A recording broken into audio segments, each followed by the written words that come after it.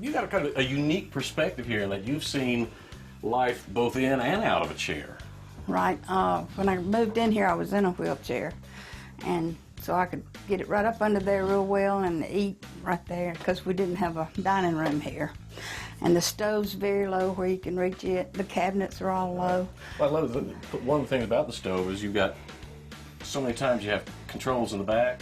Right, and they have them front. all right there so you can use them, and then all the light switches are low enough. Right. You can reach them from a wheelchair. And I love the fact that you've got, of course, you're using storage now. Right, yeah. When you had your chair. But when I had the actually- chair, I didn't have anything under Right, there. you could so- slip up here and prep Right, work. that's where with that's where I usually eat. Just go right up under there and Now, eat. you mentioned the cabinets, Laura. I don't think this is something that a lot of people may not catch on to right off the bat, but these are considerably lower than yeah. they typically would be. Yeah, they're really low, and you can reach them from a wheelchair. If you're sitting here, you can open them. I've had to do that before, so.